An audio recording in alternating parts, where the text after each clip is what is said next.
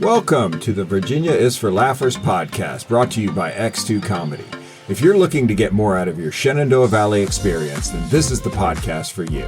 You'll meet interesting people, the comedians that perform here, and find out more about what you can do and see. Whether you live here or plan to visit, listen to explore what helps make up our unique slice of heaven. Now here's your host, Dawn Davis Womack. Hello, Laughers. I'm thrilled to introduce you to these three hilarious comedians, all based out of Virginia. Based out of Spotsylvania, Leslie Robb is a clean comedian, motivational speaker, actress, talk show host, MC, and most recently a voice actress in the cartoon Benny the Barnacle. She's also an author and has illustrated a children's book. Based out of Portsmouth, Lamont Ferguson is a comedian, actor, and writer. He's opened for national acts such as Charlie Murphy, Jordan Rock, and Shantae Wayans. He runs his own comedy showcase in Norfolk and has entertained our military troops. Based out of Petersburg, Wendy Lee is also known as QuietStorm. She quickly became a household name with her quick wit and eccentric humor, depicting a number of relatable church characters while performing regularly for churches in her area. She's performed at Hopewell's Historic Beacon Theater, Richmond's Funny Bone, Kazi's Comedy Club, Franklin's Main Event, and many more fundraisers, women's conferences, parties, concerts, music venues, reunions, and celebrations. She's been an on-air personality for a gospel radio station and is an author of the book entitled Poor. Welcome to the show, Leslie, Lamont, and Wendy. It's great to have you all on here today. Glad to be here. Glad to be here. Yeah. Oh, yeah. The funny people Party have a right. time. And that's your party time indeed. Party time. Comedians are the funnest people I know, and I think so unique and interesting. And one of the most unique and interesting things about them is how they got their start in comedy. So I would really like to start with that story from each of you. Leslie, can we begin with you? And can you tell us how you got started? Well, I literally have always been labeled the silly kid growing up. But honestly, being silly was more of a cover up for all the trauma and things that I dealt with growing up. And so silly and comedy and being fun basically was the one thing that kind of made me feel accepted and included when I could be. And so it became that. And then once I got older, God just reminded me that, hey, I had you be silly for a reason. And he started to use that and created my comedy ministry. And so now I choose to bring joy to people. But what's funny is when people ask me, like, so where did all the funny come from and all this joy you have? It's like from a very dark place. So, yeah. I really... I did not know that about you, Leslie, and I am I am a complex trauma survivor myself, and I've been in therapy for about 2 years now, and that's one of the first things that my therapist recognized is that from an early age, using humor as a coping mechanism. So we have a lot more in common than I thought. So I'm going to be looking forward to our developing of our relationship because it sounds like we might have some similar experiences, or at least experiences where we can relate to one another. So that's for sure. That's cool. How about you, Lamont? Well, it all started when Bringing that energy back up. I love it. It all started. Well, being the shortest kid on the block, you have to. I used to get bullied on my block, and in order to stop getting bullied, you got to make people laugh in Detroit. So, just bringing humor, making cracking jokes so people won't, push you down on the ground and stuff like that. I just always I've always watched comedy, studied comedy since I was little. And then just watching like Def Jam, different levels of comedy, Bill Cosby. Well, I didn't do what Bill Cosby did, but I listened to Bill Cosby. That's good, Lamont. Red Skelton, all kind of older comedians, Jay Leno, stuff like that, and just listen to those guys, Carson, and then one of my favorites, I like one-liners, Stephen Wright, and I just wanted to be like those guys and be funny, and that's how I really, kind of got out there. My first time on stage was at a talent show in Detroit, which is at All Jokes Aside, is a comedy club, and I did a lot of hacky stuff, and it didn't go over right because I was just mimicking what I heard on television. But I still had the book, so I just continued doing it. And then about 8 years ago, I took it more serious. I took it seriously and focused on it more because, my background is more, production and acting. So about 8 years ago, I talked to quite a few people, and they was like, get back on stage. That's how you get started again. Yeah. Yeah. So that's what I did. I like that. How about you, Wendy? How'd you get started? Get started what? No, I'm just playing. Wendy, you're on a podcast, okay? Oh, that's what we're doing. Oh, okay. Well, with me, I guess my story is a little bit different. Actually, I never aspired to be a comedian, like Lamont. I didn't grow up being funny like Leslie. It's just something I happed into because I was very shy and quiet as a child and as a teenager, even as a young adult. And what happened with me is definitely the church girl. Okay. And so I went to church talent show one night and just to support the talent show. And when I got there, the preacher actually kept announcing that they needed more participants in the comedy show, in the talent show. And by the time he announced it the third time, I was like, okay, what can I do? I want to participate. I want to help out. And here's a secret. Don't tell anybody. But at the time, I had a host of talents. I sung a little bit. I was on a dance ministry at the church and also write poetry. But all of those had been presented that night. And it popped in my mind. I said, I want to do something different. I want to do something that hasn't been seen yet. And it just popped in my mind. I can say it was the Holy Spirit to tell some jokes. And so I just remember every little goofy thing. I didn't write anything that night because I didn't know how to write, but I just got up there and shared every clean, appropriate, church appropriate thing that I remember from high school and from college. And when I went back to my seat, the pastor called me back up and he prayed over me. And he said, I see God taking you places. You have an awesome gift. I see God putting you before great men. And he said, I want to be the first one to sow into your ministry. And they took up an offering for me that night at the talent show at a church I was visiting, just came to support it. And so they invited me back the following year to host the talent show. I said, I know nothing about hosting. And so the pastor gave me some pointers on hosting. And so what I did, I decided to visit the church a few weeks before the talent show. And so what I did, I just dressed up like some of the church members and mimicked what they did in worship service. And they absolutely loved it. And it was from there, people started asking me for my business card. I said, I'm not in business. I'm not a comedian. I'm just having fun. And so they said, well, will you come to my church and do what you did tonight? And I said, sure. And I went there and it was a domino effect. The same thing happened. May I have your business card? I'm not in business. I'm not a comedian. I'm just having fun. And it was for about 7 years. I did that. Just having fun. And then at year number 7 is where I was invited to a Christian comedian conference. And then that's where I declared myself a comedian because I felt like I had found my tribe because there's a bunch of people who love God and act silly like me. And so there you have it. The rest is history.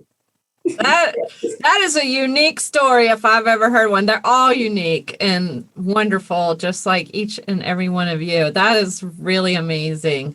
All of you have just such diverse backgrounds and what you do by day. Like Leslie, you are a teacher. You've been teaching for 15 years.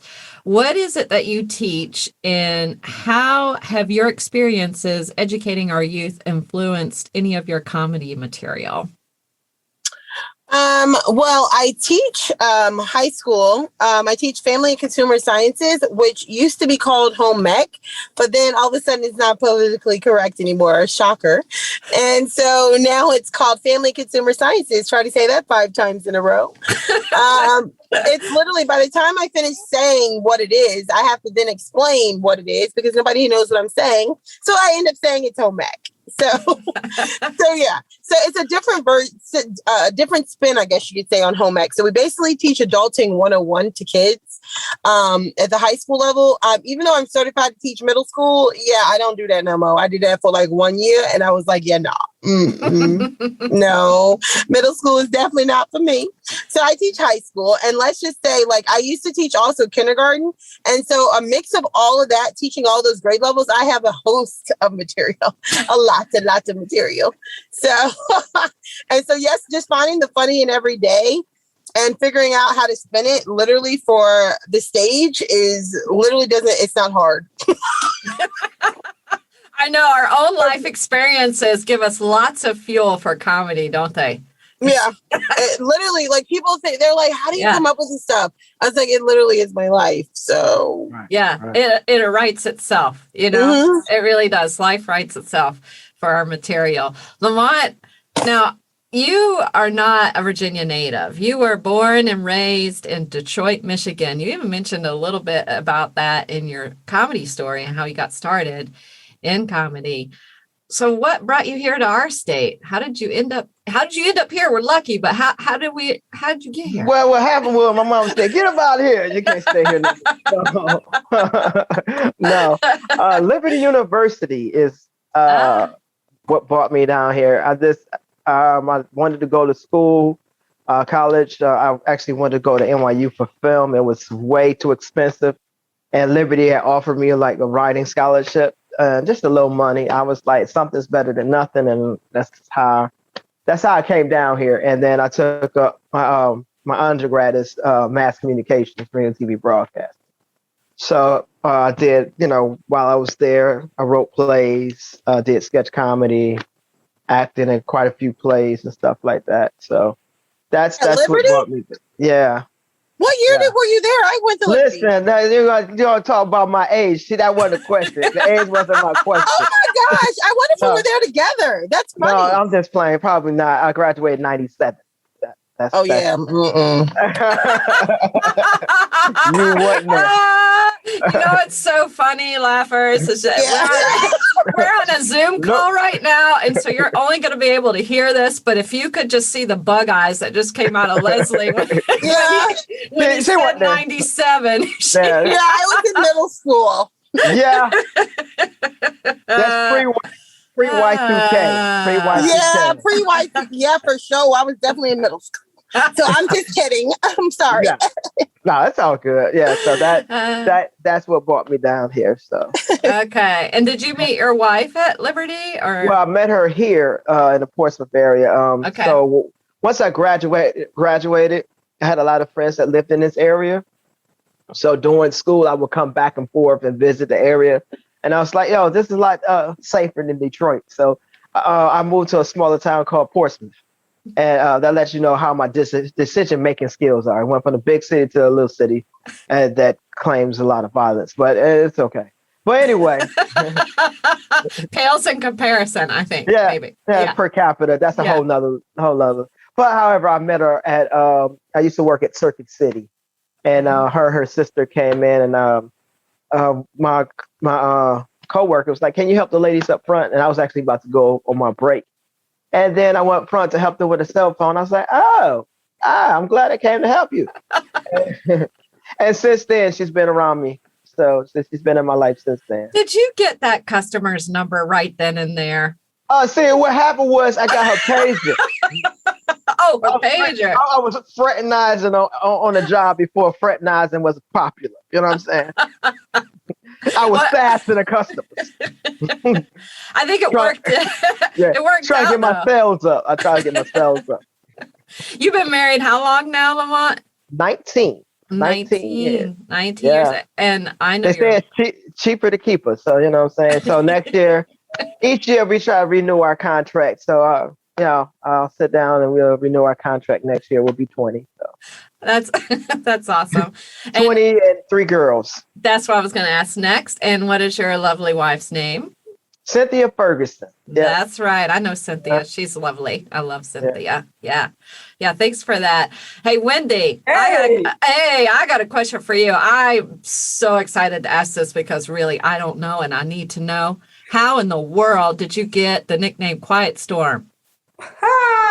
Wow. And what does it mean? Ooh, what does it mean? I thought it was self-explanatory, but it's funny. I don't even get asked that question very often. So I'm glad that you asked the question because I don't get to talk about it. I always got to bring it up myself. So Quiet Storm it's sort of an oxymoron, but it's a part of my testimony as well, because I was very timid and shy. And even sometimes now I still revert to my shy ways. People don't believe it because I'm on stage doing comedy, but people don't recognize it if they observe me in a crowd of people. I'm actually quiet. And it's funny, the name Quiet Storm actually was given to me at that very first Christian comedian conference I went to, because What? I when I got there to that conference, it was about 30 or 40 different Christian comedians, who were already established. And even though I had been doing it for 7 years, pretty much I had maybe 2 or 3 engagements per year during that 7-year period when I was just having fun, quote unquote. And so, and these people, they had their promo packs. They had been on BET Comic View. They were on TV doing commercials. I mean, they were professional, had DVDs and all this carrying on. And here I am with my little homemade business card that I made at work on construction paper. And so, I felt really small. I felt really small in the midst of all these professionals. And so I withdrew. I went back to my shy ways and I was just withdrawn. And but I was paying attention and I was absorbing the information at the conference. And so they had because it was a 3-day conference, and the last day they had a part called Test Your Talent, where where the rookie comedians got to get before the veterans and do, I think it was 2 or 3 minutes of comedy, and they got critiqued. And so I said, oh no, I was determined. I'm not going up there. I'm not going to say a thing. I'm just going to watch and observe. But in my quietness, people noticed. Everybody turned around and said, everybody gone up? And then people turned around and said, well, she hasn't gone. And I didn't want to do it, but they encouraged me to get up there and do it. And so when I did my comedy, they were impressed. And it's funny when they looked around and said, well, she ain't gone up yet. Somebody said, well, we don't even believe she's a comedian because she ain't said nothing all weekend. And so what I would like to say, when I went up there and did my little 2-3 minutes, they were actually shocked. They were shocked, number one, because I had been quiet all weekend. Then they were shocked, number two, but I did okay. I did fairly well. And then at the end of that, they asked. It was a panel discussion, and the question came up: do we use our given name or do we come up with a stage name? And so it was like 3 of us who wanted a stage name. And of course, when I got up there, because they said to get your stage name from either something visual or something visually awkward about you, or visually, blatant about you, or something about your personality. So of course, I'm like 5'8" and weigh 30 pounds. So the first they joked on my size, wanted to call me string bean and pencil and all that. Then they want to joke on me coming from the country. And then they actually worked some things. And then they said, well, she's very quiet, but she does very well on stage. And so they kind of work with that. And somebody said Quiet Storm. I said, I love it. So wow. Quiet Storm has to do with my nature is quiet. People don't believe me, but the folks who hang around me, they know that I'm really quiet. And then I'm a storm on stage. And I'm also a storm when you get mad. Don't make me mad. Don't make me mad. Okay. Yeah, you're coming out guns blazing on stage, just shocking people. That's awesome. I love that. I love that name. Now I want to say it all the time. That's where I'm at with that. Hey, Leslie, I got a question for you. Leslie, this voice actor gig for the cartoon Benny the Barnacle, how in the world did you get that? Can you tell us about that experience and how people can see it? Well, I got connected with Kevin and Kristen Collier. They're the ones who run the Creative Motion Network on Roku channel. And they are producing a new movie, a new cartoon, Christian cartoon called Benny the Barnacle, that they are we're in production right now. So it'll actually be out in 2022. We don't know exact dates and stuff like that, release dates yet. But once it comes out, the IMDb IMDb. I always confuse those letters. The IMDb like I say, the listing for Benny the Barnacle is on there. So if you will go to imdb.com and then look up Benny the Barnacle, once it is released and the way that you can watch it will be on there. But yeah, it literally was like okay. It just so happens they asked me and I was like, all right, sure. Whatever. What's your character on the cartoon? I am a sea snail. I'm a gossiping sea snail. That's great. Yes. It's actually, it was fun. It was fun. I like the voice acting thing. I didn't think I'd ever do that, but it was fun. Yeah, that sounds really good. I love that. Mm-hmm. Oh my God, that's so cool. I've done a little voice acting myself, and so yeah. I can really appreciate that. And one cartoon kind too. That's fun. Yeah. Yeah, it's fun. Lamont, I have a question for you now. All right. So you have taken or been on stages where you've opened up for national acts like Charlie Murphy, Jordan Rock, and Shantae Wayans. Mm-hmm. What about those experiences really stand out to you? Did those comics teach you something you didn't know before, something that surprised you or positively impacted your career as a comic today? Just to be able to open up with those guys and be able to get information about the industry, it's pretty dope in itself. Anytime I come in contact with individuals of that level, I always ask questions because we don't know it all, and we think we know it all sometimes. Yeah, I think I got it. But actually, Charlie Murphy, very down to earth guy, pretty wild. He's pretty wild, but however, pretty down to earth guy. I ended up reading his book, his autobiography, and it just took me to another level because it talks about, and he told me about it as well, how he took his stardom for granted by getting on stage, thinking because I'm Eddie Murphy's brother, I'm going to be naturally funny, people going to naturally like me. But however, when he first started doing comedy, he got booed quite a few times, and I believe it was in Cleveland. And he thought he was going to be able to walk on stage and just shoot off some jokes, and people was going to laugh because he was Eddie Murphy's brother. And just to know that no matter what level you're on, you always gotta never take it for granted. You still gotta work hard. And so after he got booed, Donnell Rawlins, Ashley Larry, everybody knows that Ashley Larry, told him like, yo, you really need to take it seriously. And once they had that conversation, he actually took it serious. And it just showed me, I'm not a A-lister, but if I have a bad night, it's okay. It's not the end of the world because we all comedians have a bad night. And so, I've been booed once. I'm not gonna lie, I've been booed once, and I've learned from that lesson. So from then on, I've never been booed because I know how to handle the situation. And in that case, I actually was so pressed on going through my material that I wrote that, for that show, just going point for point, and I was just trying to get through it.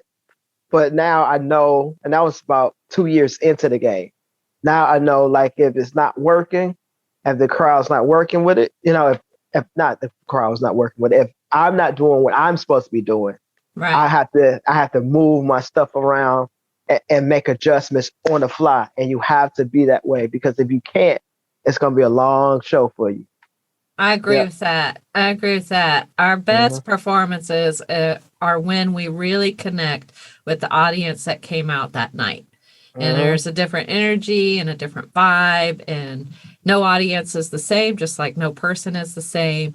And it's, they call it reading the room in our world. And that's a skill that you have to get on the stage to be able to be in that moment and learn how to do that. Yeah. Yeah. And then one of my favorite quotes is actually from Jerry Seinfeld. He said pretty much, if you're hired for an event, you're the entire entertainment for that evening. So no matter if you're doing a 5-minute set, a 10-minute set, 3-minute set in between comedians, that whatever time you have, you are the entertainment for that moment. So take advantage of that moment and do the best that you can. Because I've gotten gigs off of open mics.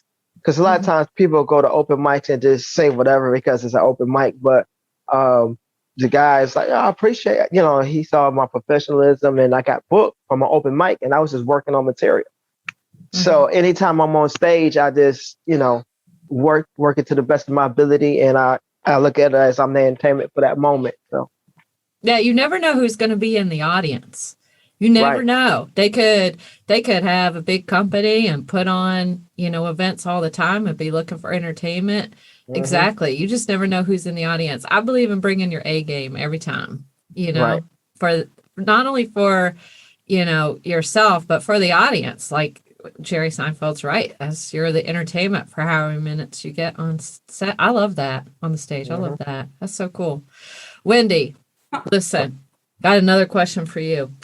Segueing into this, because I got to know what these characters that you do are all about. You've built quite a reputation depicting the relatable church characters. And one way that you've done that is with your hip hop Bible.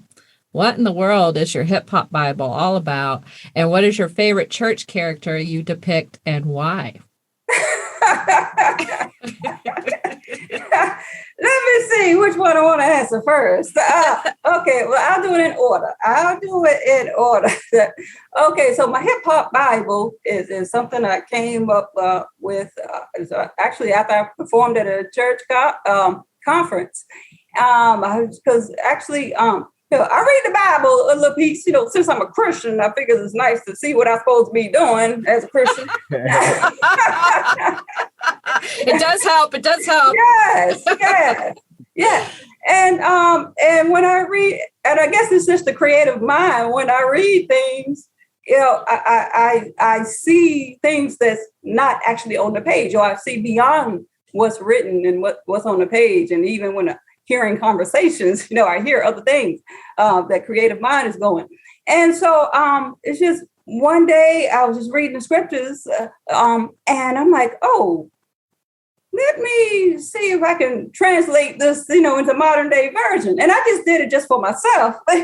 Yeah. And then I'm like, this might be funny on stage, because then, you know, a few days later, I was reading another scripture. I'm like, I can change this around. Then I'm, let me make this a thing, you know, and put in my set. And so that's what I did. I just came up with a few scriptures that almost every church person, you know, knows, or, you know, I guess the average crowd would know, and just decided to translate it into a modern day version in the hip hop. And so I decided to call it the hip hop version, because, you know, we have all this slang today, and this King James version, you know, it's just like, And even with the NIV versions and the message version, woo-wee, that make me feel like the bottom of a shoe. Lord have mercy. So I had to come up with something. I had to come up with something that, you know, that speaks to us in our language, that, you know, this modern day language. And so that's what I did. And I'm actually working on, you know, a publication, making that a publication, you know, something, you know, monetize that, you know. So, nice. Yes. Oh, and then the other question was, my favorite church character. Well, I wouldn't call it a character. It's actually a real person, but it's a real situation that happened. And I love this piece because the crowd loves it.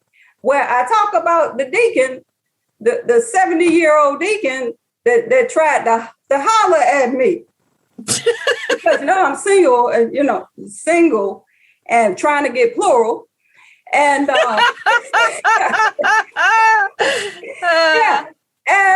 I told a joke about being single at this church one time, and this deacon who was 70 years old walked me to my car and you know, and tried to ask for my phone number, tried to take me out on a date. 70 years old. And I know the people on the podcast probably don't look at me and see how youthful looking I am. I'm almost with Lamont. Lamont, the oldest one on here. I'm almost with Lamont. I'm a few years behind Lamont.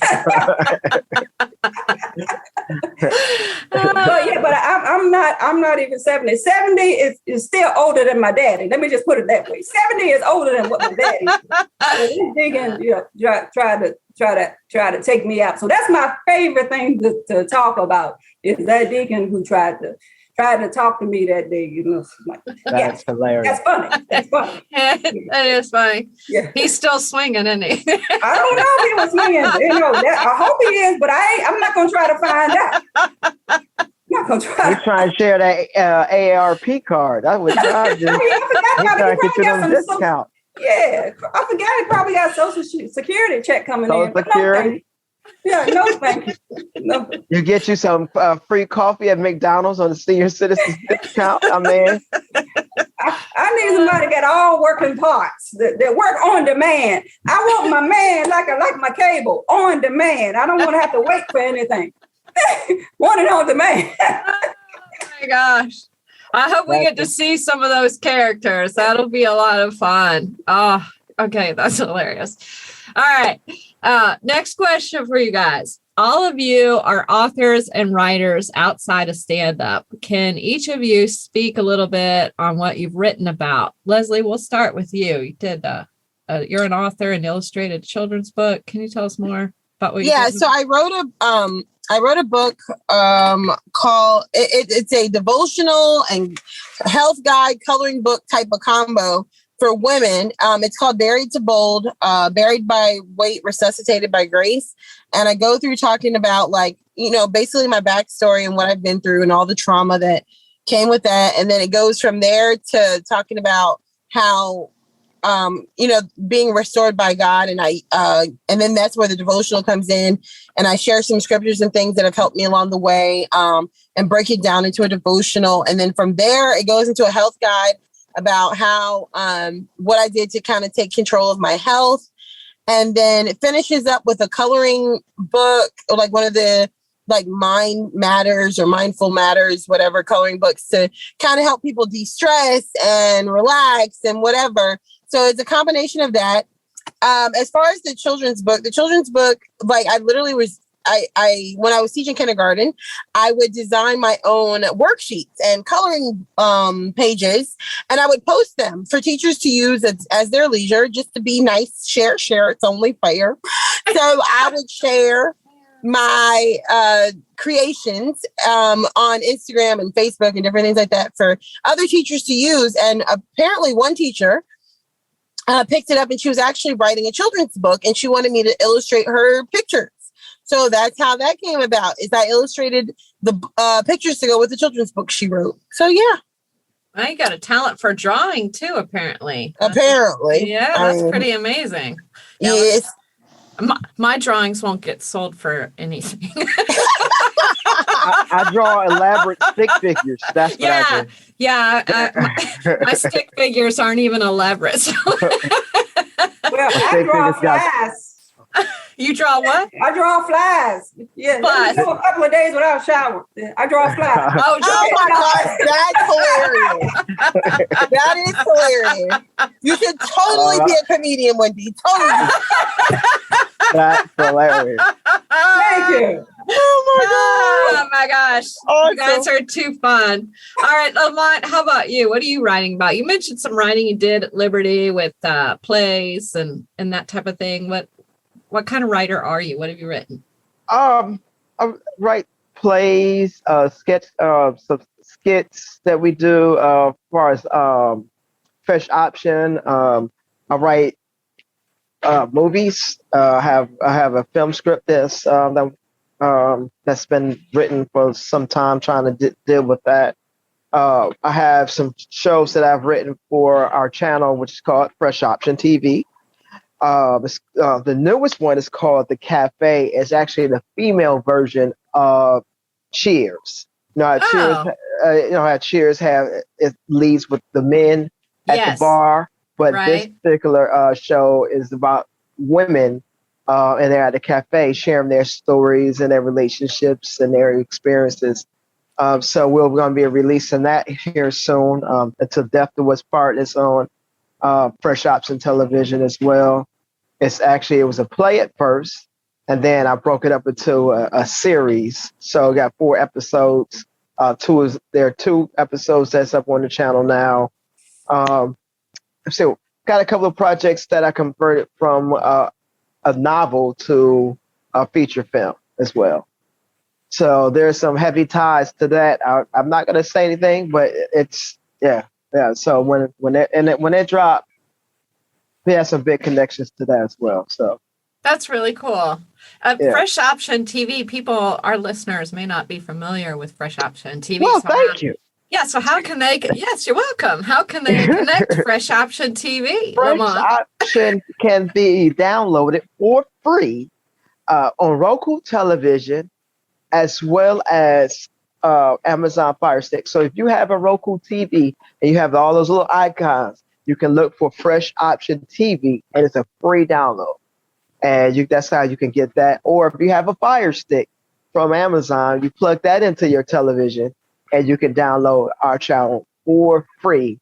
And my partner that runs that, his name is Ronald Lizzie. Big up to Ronald Lizzie. We've been business partners and friends for a long time. So we came about on this channel, and we trying to work it out, So the channel this December will be a year. So just learning the curve, trying to put content up there and things of that nature. That's what we're doing. That's great. And Laughers, we'll make sure in the show notes that we put a link to that. So some information about that, so you can look it up and check that out. And Wendy, you're an author too. You wrote a book entitled Poor. What is your book all about? Oh, she's showing us on Zoom right now. It's a beautiful cover, by the way. Oh, wow. Just going to say, yes, tell us about Poor. Okay. I'm glad you asked the question. I wasn't prepared for that, but I just happened to have one right here. Yeah. Well, actually, it's actually a collaboration that I did with 11 other people. Yes, and but I was honored enough to have the chapter number 1, and Poor is actually the actual book is catered toward female entrepreneurs, and it's all female entrepreneur authors.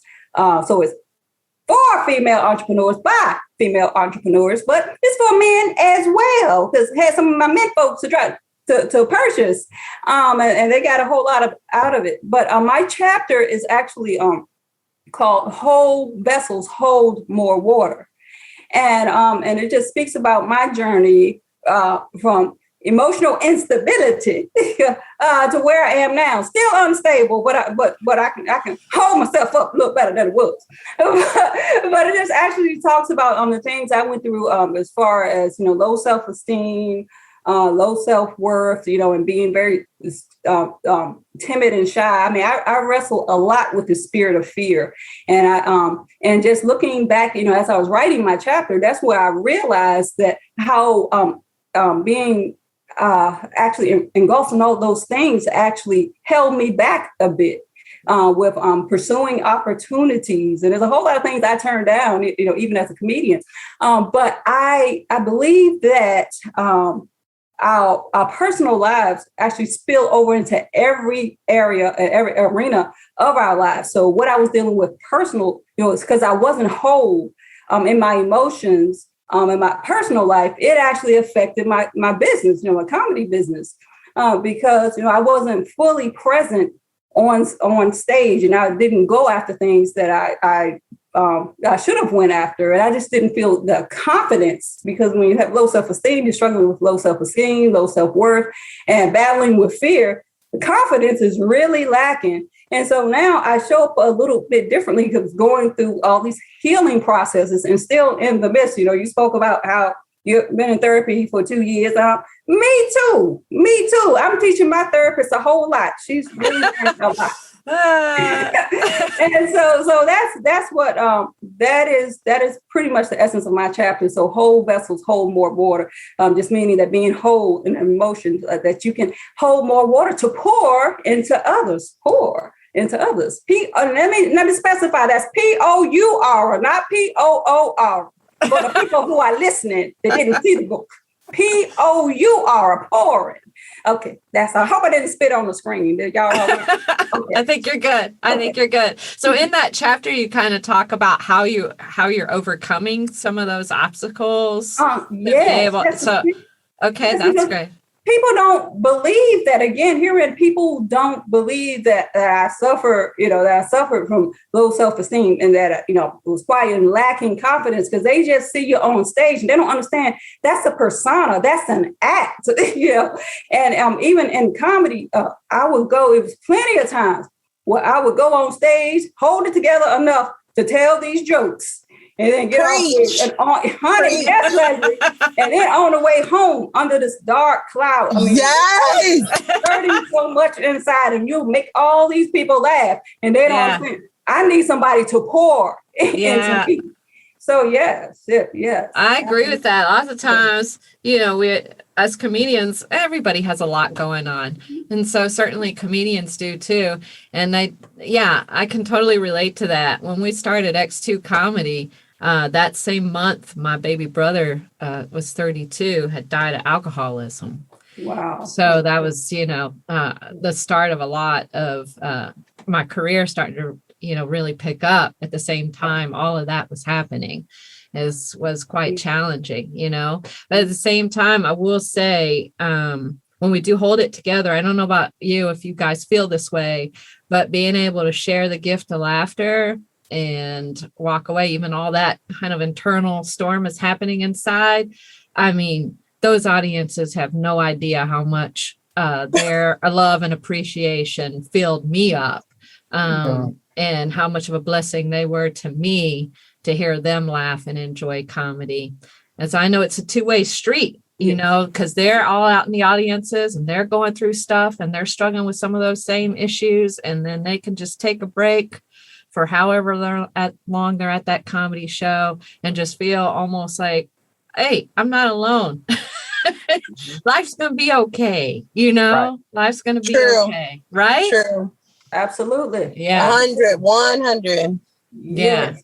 Yeah. We're not alone. And I do too. I mean, this is kind of a little bit a ministry moment, I guess, in ways, but a lot of us we struggle because life's not perfect. It's the, human suffering experience. We're all going through it together, different degrees, and a lot of us all of us are really shaped by our childhood experiences from 0 to 18. And they can those thought patterns and cognitive distortions, we all have them, begin there.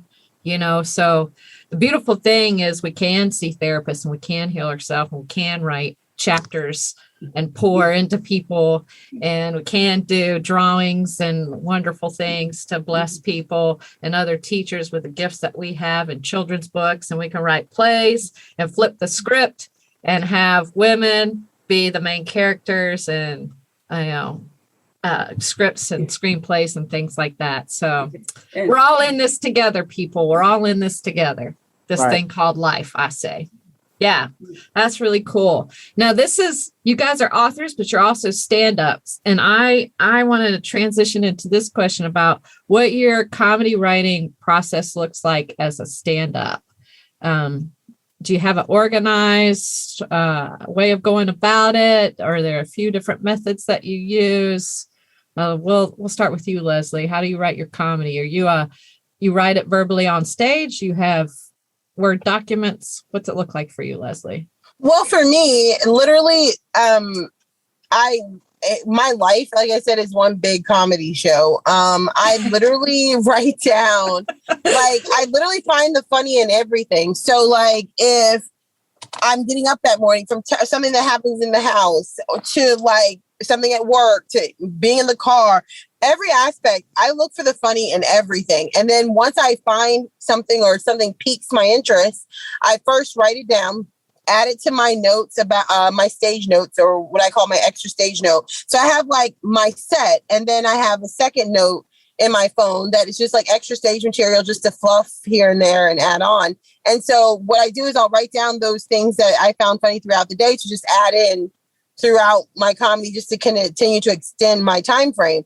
And so literally finding the funny in everything is how it works for me. And then I test out the material because, believe it or not, obviously with everything with COVID and stuff, there's not been an opportunity to really test it out. So I test it out in conversation. So but I'm not one of those annoying people who's has to make everything funny.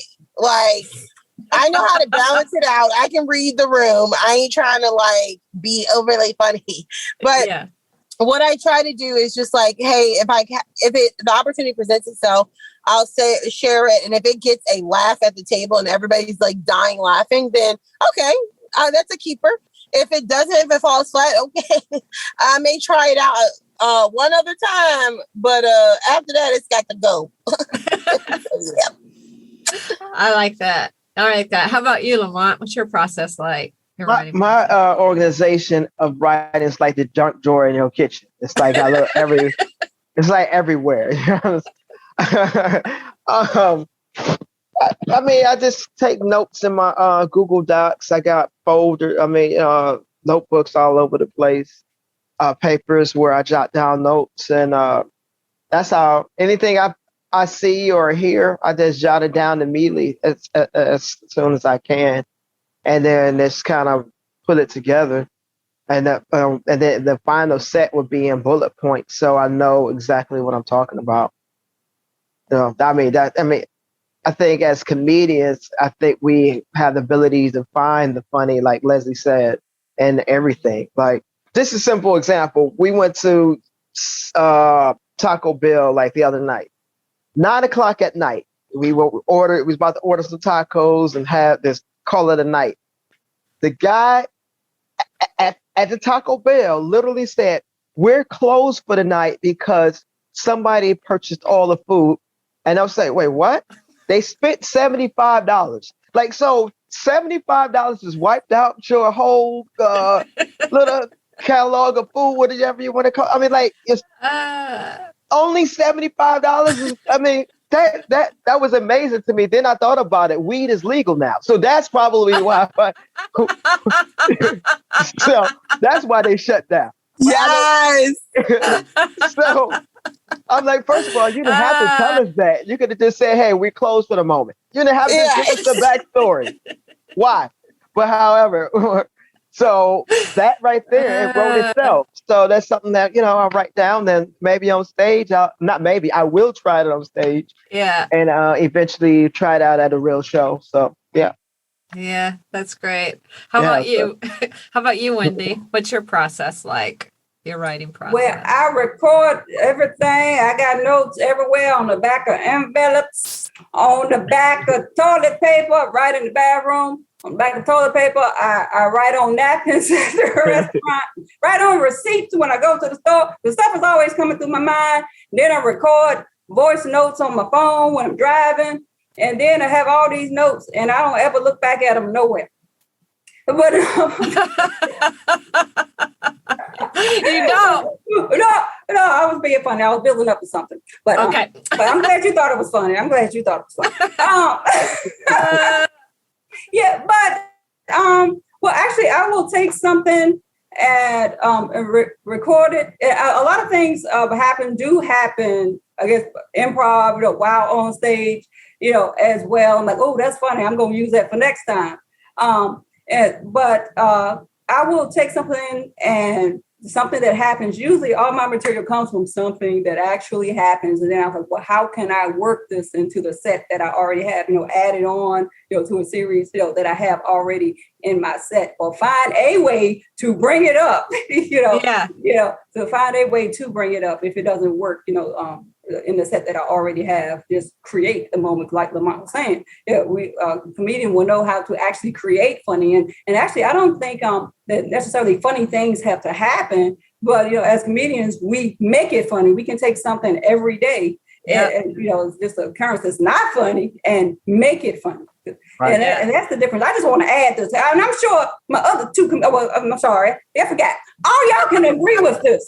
All of you can agree with what I'm getting ready to say here.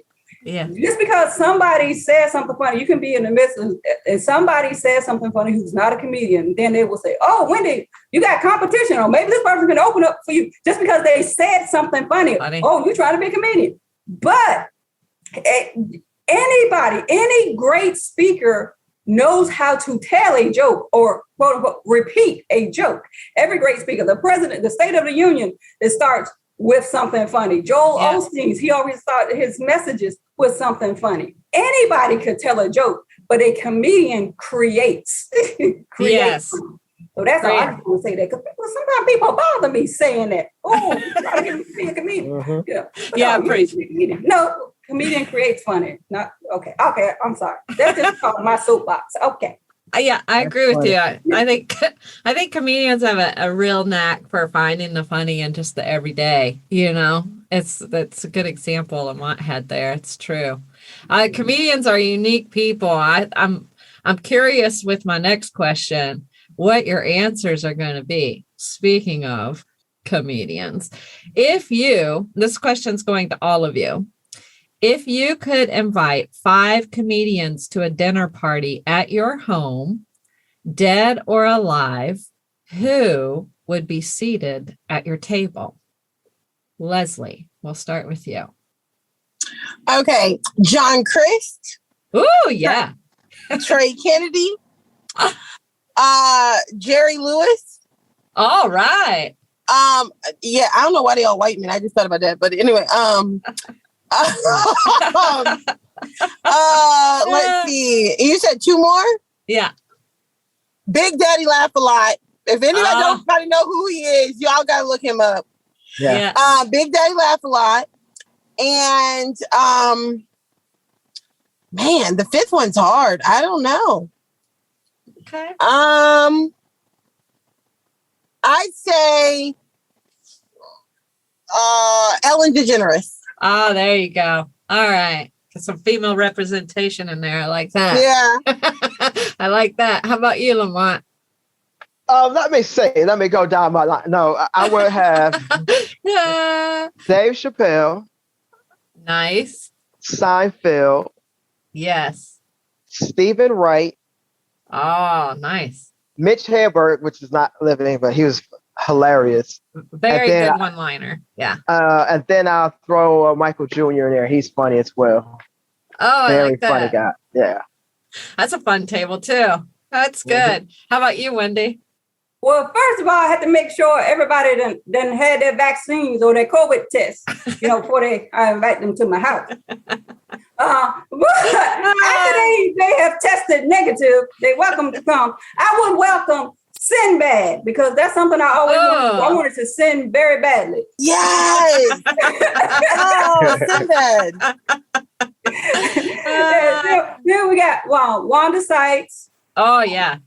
Whoopi Goldberg. And then, like Leslie said, Ellen. I love me some Ellen DeGeneres. And then Jackie Moms Mabley. Oh, wow. That's a great table. I would like to be seated at any one of those tables. That's fabulous. I love those answers. They're great. Now, here's the next question. If you were stuck on a deserted island to survive with one of the people at that table, who would you pick, and what one item would you insist that they bring? Leslie. I would say, oh man, I would say of the people I mentioned, Big Daddy Laugh a Lot. Oh yeah. And that he bring, could it be a person or does it have to be a thing? I'm going to leave it up to you. His daughter, who is awesome. I love her. I met his youngest daughter just recently at a show we did together, and she's awesome. So he had to bring his little girl. Okay, that sounds great. Which I did see that same show that he was on, and he is hilarious. You are right about that. So yes. I get it. I see it. I'm totally with it. Yeah, he's very hilarious. You're very hilarious. How about you, Lamont? I would have Dave Chappelle. And the item, since we're stuck on the island, a pen, so we can write jokes. So when I get out of the island, I will be much better than I am right now. I will write a whole bunch of jokes and get all that information from Dave. Okay, that's good. That's taking advantage of the situation. I like that. Okay, like where your head's at, Lamont. I'll take notes on my clothes if we don't have nothing else to write on. I was gonna ask that next, so you beat me to it. Yeah. How about you, Wendy? Well, being the single person that I am, I would have to invite the man that's in my lineup. And so that would be Sinbad. And I would have him to bring his divorce papers. So he can be free to do whatever. Amen. That is all. So y'all can sin badly then. Yeah, exactly. It won't be sin badly because he's not married anymore, if that would be. Right. So just be sin. Sin. Just be sin, not just bad. It's just sin, not bad. Yeah, exactly.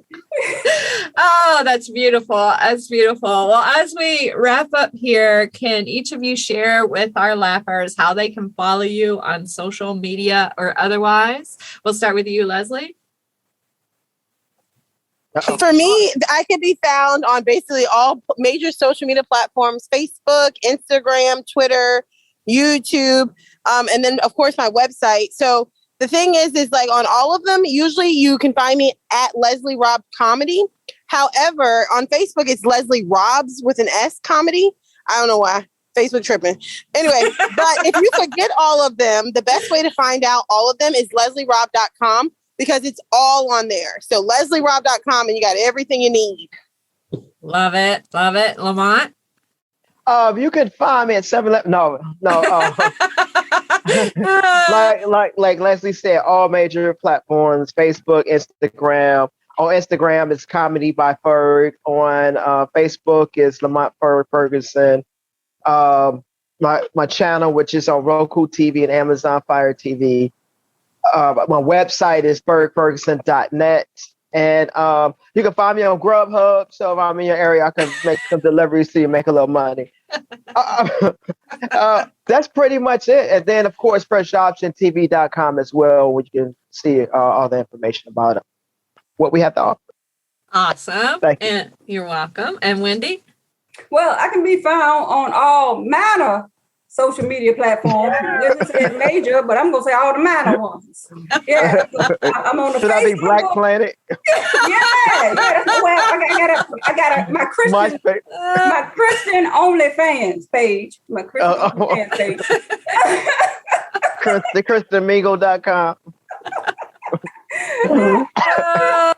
Under Wendy Lee, I'm on Facebook. I actually got two pages. My business page, Wendy Lee, and then it's comedian QuietStorm on Facebook, and on Instagram is comedian_QuietStorm. And the underscore is the little hyphen. Is don't type in the word underscore. You have to say that because some people actually ask me, how do you spell underscore?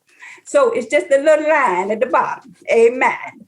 And then I'm on the tick of the top. I forgot my name over there, but just put in Wendy Lee. You'll find me. Oh, yeah, I got a website. I keep forgetting. I'm high class like Leslie Robb. I got a website. WendyLeeQuietStorm.com. Yeah. There it is. Yeah. There it is. I need to say that too. Thank you for reminding me, Wendy. I do have a TikTok page, and it's I am Ferg. So. Okay, very good. Yeah, very good. Yes, and listeners, we'll be putting that in the show notes as well. So if you're driving and can't take those notes and need to follow up in any way, we'll make sure those are in the show notes. Well, thank you, Leslie, Lamont, and Wendy. This has been amazing. Thanks for being on today. Thank you. Thank you for having me.